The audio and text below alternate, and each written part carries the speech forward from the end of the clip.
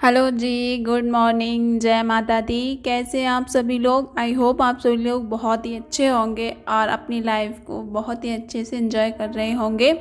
तो मैं हूं प्रिया और स्वागत है आप सभी का मेरे एक और नए ब्लॉग में। तो आज है 10 अक्टूबर यानी कि करवा चौथ। तो आप सभी को करवा चौथ की हार्दिक शुभकामनाएं। तो यहाँ पे ना सुबह के 10 बज चुके थे। सुबह का सारा ही काम ख़त्म हो गया था, मतलब कि खाना पीना, झाड़ू बर्तन। फिर मैं यहाँ लगी हुई थी अपनी साफ़ सफाई करने में। सुबह नहा लिया था, पूजा वगैरह कर ली थी, उसके बाद खाना पीना बनाया था और फिर अब लगी थी साफ़ सफाई करने में, क्योंकि कल हुई नहीं थी तो थोड़ी सी मिट्टी वगैरह छा गई थी सारी चीज़ों पर। क्योंकि कल गुरुवार था तो ज़्यादा साफ़ सफाई नहीं की थी, तो फिर सारा आज ही करना पड़ रहा है। और जो भी चादर वगैरह थे, पैरदान वगैरह थे, वो सारे ही मैं धुल के डाल आई थी ऊपर छत में धूप में, ताकि वो जब तक कि मैं यहाँ की सफाई कंप्लीट करूँ तब तक वो सूख भी जाए आराम से। तो वही मैं कर रही थी। तो रूम की डस्टिंग करने के बाद आ गई थी किचन में। तो मैं अभी इस किचन को भी अच्छे से क्लीन कर देती हूँ, क्योंकि खाना बनाया था उसके बाद किचन क्लीन नहीं हुई थी। तो अभी कर देती हूँ, क्योंकि पूजा का खाना वगैरह हमें यहाँ बनाना है। तो उसके लिए यहाँ साफ़ सफाई कर रही थी फटाफट से। तो आज है मेरा निर्जला व्रत। सरगी वगैरह तो होती नहीं हमारे यहाँ, मैंने तो यहाँ कहीं नहीं सुनी है, बस वीडियोस वगैरह में ही देखी है टीवियों में कि सरगी कुछ होती है। लेकिन हमने अपने परिवार में, अपने आसपास कहीं भी ना देखी ना सुनी है सरगी भी होती है। हम लोग तो रात के 12 बजे के बाद से ही पानी भी नहीं पीते हैं, तभी से हमारा व्रत शुरू हो जाता है। तो निर्जला व्रत के साथ घर के सारे काम करना हम औरतें ही जानती हैं, कर लेती हैं हम, है ना। क्योंकि सारा काम और कुछ भी आप खा नहीं पी नहीं सकते। सुबह तक तो कुछ नहीं ज़्यादा महसूस होता है हमको, बस जब 2-3 बजे का टाइम जब होता है उसके बाद से हमें प्यास लगने लगती है। लेकिन वो कहते हैं ना, भक्ति में शक्ति, उसी हिसाब से हम अपना व्रत अच्छे से पूर्ण कर लेते हैं। तो वही मैं लगी थी अपनी साफ़ सफाई में। तो ऊपर जो रूम था, यही मेरा मंदिर है और पूजा भी यहीं होएगी, तो इसकी भी मैं धुलाई वगैरह कर लेती हूँ अच्छे से, जब तक कि ये आराम से सूख जाएगा। तो इधर मैंने यहाँ सारा ही साफ़ कर दिया था छत पे, फिर आ गई थी नीचे, जीना भी धुल दिया था।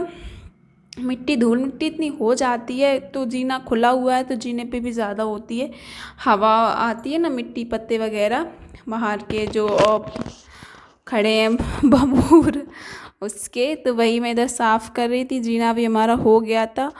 तो है ना, रूम वगैरह सारे 2 रूम ही है नीचे, तो उनकी सारी सफाई कर दी थी। बाहर भी बरामदे में पोंछा वगैरह हो गया था, धुलाई। अब बस आंगन बचा था मेरा, इसको ही धुलना बाकी था। लेकिन मुझे नहीं पता था मेरे साथ ये होने वाला है, और सच में मैं बाल बाल बची थी आज। अगर थोड़ी सी भी मुझे चोट लग जाती तो पता नहीं कैसे होता आगे का काम, मैं नहीं जानती। लेकिन मुझे यही कहूँगी कि मेरी करवा माता ने मेरी बहुत बहुत रक्षा की, कि मुझे ज़्यादा चोट नहीं आई। आप देख सकते हैं कैसे मैं अचानक यूँ ही गिर गई, जबकि मैं झाड़ू पोंछा करते वक्त बहुत ही कम ऐसा होता है जब मैं स्लीपर पहनती हूँ, वरना मैं नहीं पहनती हूँ। मुझे गिरने का डर रहता है, क्योंकि मैं अक्सर पानी में फिसल जाती हूँ।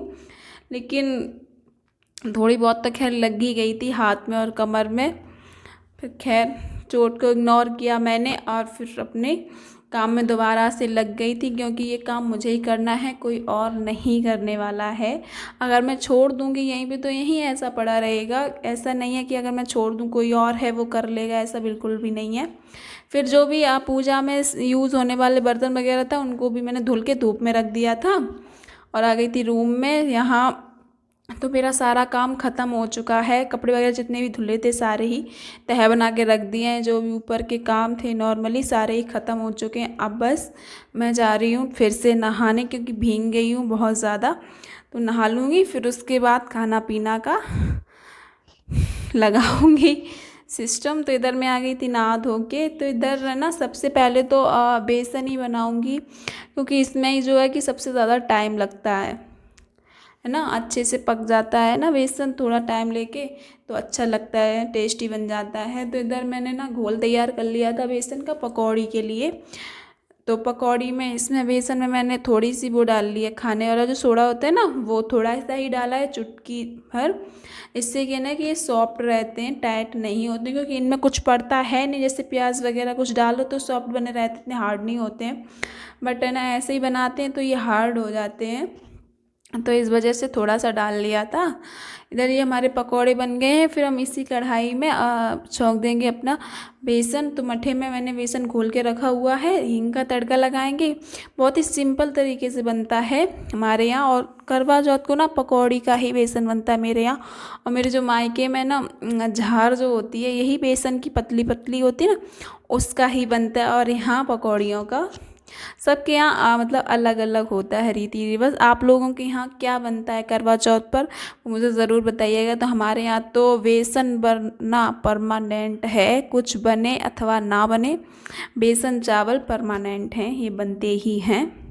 तो वही ये मैंने फिर ना भगोने में कर लिया था, क्योंकि जो कढ़ाई है उसकी तली हल्की है और इस पर ना लग रहा था वो बेसन। जब तक बेसन बना तब तक मैंने यहाँ पकौड़ियों के लिए, मीठी पकौड़ियों के लिए आटे का घोल तैयार कर लिया था। और जो हलवा बनाएंगे ना उसके लिए गरी मखाने वगैरह कट कर लिए थे और आटा भी गूंद लिया था। तो हमारा बेसन तो बन चुका था। तो फिर यहाँ सेंकी मैंने फटाफट से पूड़ियाँ। तो पहले ना पूजा के लिए सेंक लूँगी पुए और पूड़ियाँ, उसके बाद सारी ही बना के रख दूँगी, क्योंकि फिर ना लेट हो जाता है। और पूजा करते करते फिर ये टेंशन रहती कि अभी खाना भी बनाना है, तो वो होता है। तो पहले ना मैं सब बना के रख दूँगी, फिर आराम से फ्री होकर अपनी पूजा वगैरह कर लूँगी। ये नहीं रहेगा कि इनको भूख लगी होगी, पापा है मम्मी है क्या, तो इसलिए मैं पहले ही बना के रख दे रही हूँ। एक दिन में कुछ नहीं, वैसे तो मैं जब खाते हैं तभी बनाती हूँ। तो इधर है कि मैंने अपने मीठे पुए भी बना लिए थे, और फिर ये पूजा के लिए मैंने पहले सेक लिए थे, बाकी के बाद में सेक के सारा ही खाना रख दिया था मैंने। और ये देखिए इधर मैं बना रही हूँ दूध का हलवा। तो दूध यहाँ गर्म हो चुका था और इसमें चीनी भी मैंने डाल दी थी, जिससे वो भी अच्छे से पक जाए। तो थोड़ा सा दूध मैंने कटोरी में निकाल लिया था। इसमें मिलाऊंगी मैं सौंठ। सौंठ से ना टेस्ट बहुत ही अच्छा आता है। तो मैंने ना 2 चम्मच, छोटी चम्मच 2 भर के सौंठ डाली और अच्छे से मिक्स करके इसमें डाल देंगे, क्योंकि अगर हम ऐसे ही सौंठ इसमें डालेंगे ना तो इसमें गांठ जो है ना वो पड़ जाएंगी और अच्छे से मिलेगी नहीं। थोड़े से दूध में जब मिलाते हैं तो अच्छे से मिक्स हो जाती है। इसको डालने के बाद 2-3 मिनट और पकाएंगे, बस फिर हमारा तैयार हो जाएगा बनके हलवा। तो इधर देखिए मेरे चावल भी बन गए थे कुकर में, और ये बेसन और ये मीठी पकौड़ियाँ, और इधर देखिए हमारा हलवा, और ये रखी हुई हैं पूड़ियाँ। खाना पीने से मैं फुर्सत हो चुकी थी सारा ही काम करके। तो अब मुझे पानी में ज़्यादा जाना नहीं था, हाथ पैर धुल के आ गई थी मैं रंग लगाने, क्योंकि बार बार पानी में जाते हैं रंग भी छूट जाता है। तो पानी का मुझे ज़्यादा वो काम है नहीं। तो अब मैं लगाऊंगी रंग और उसके बाद होऊंगी रेडी, क्योंकि टाइम हो चुका है पूजा का। 6 बजे का टाइम है पूजा करने का करवा माता की। चाँद तो वो निकलेगा वही 8:30 के बाद ही। तो मैंने रंग लगा लिया था इधर पे, और फिर मम्मी को भी लगा दिया था। देखिए, क्योंकि पूजा हमको टाइम से ही करनी है।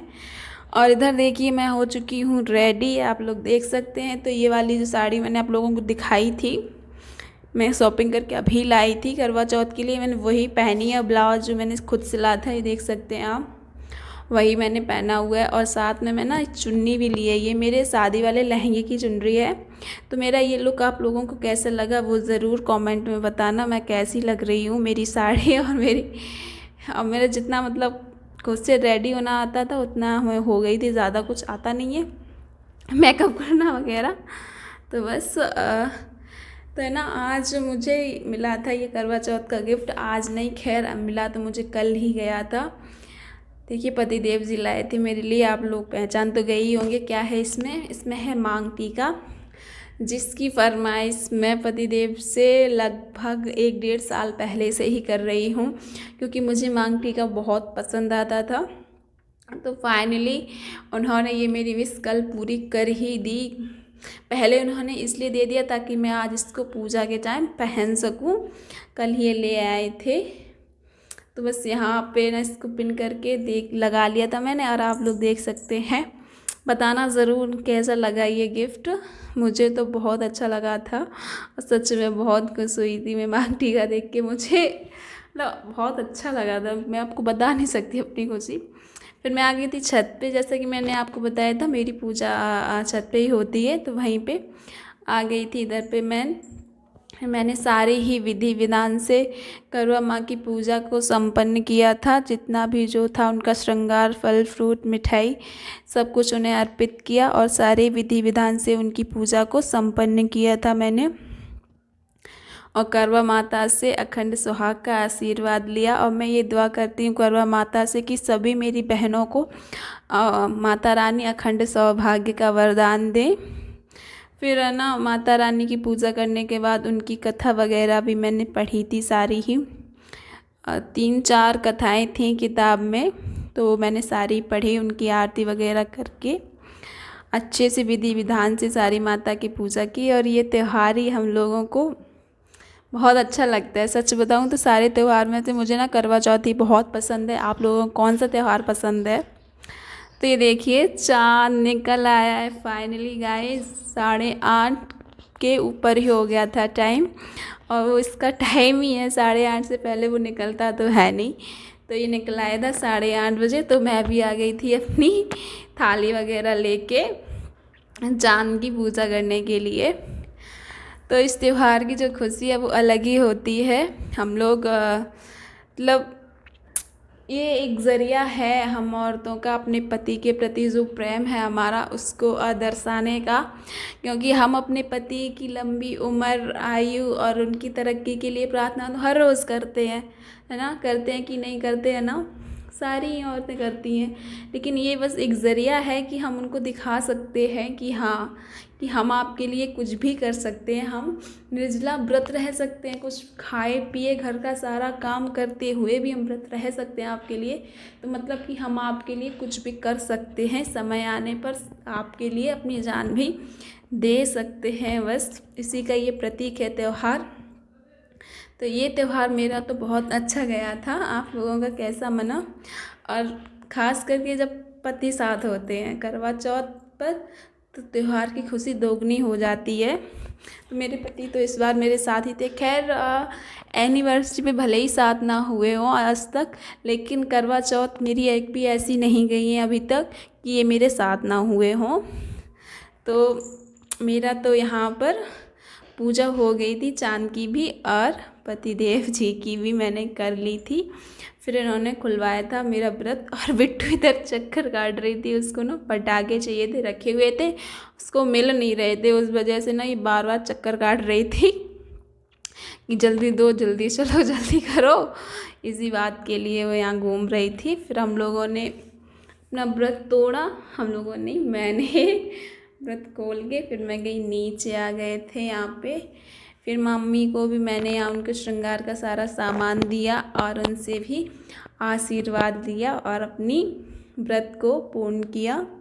तो हे करवा माँ, सबका सुहाग अखंड रहे, अमर रहे, यही विनती करती हूँ मैं। सारी ही पूजा विधि विधान से करने के बाद हम आ गए थे किचन में। लगाई यहाँ पर थाली हमने अपने और हस्बैंड जी के लिए। तो अब खाने जा रहे हैं हम खाना। वैसे ज़्यादा तो खबेगा नहीं अब, क्योंकि पानी पी लिया था। 9:30 बज चुके थे। तो अब हम तो जा रहे हैं खाना खाने। फ्रेंड्स, आप लोगों को मेरी वीडियो कैसी लगी ज़रूर बताना। मेरा लुक कैसा लगा और मेरा पति देव जी का दिया हुआ गिफ्ट कैसा लगा ज़रूर कमेंट करके बताइएगा। तो अब हम मिलेंगे किसी नेक्स्ट ब्लॉग में। तब तक के लिए बाय बाय। वीडियो देखने के लिए बहुत बहुत धन्यवाद।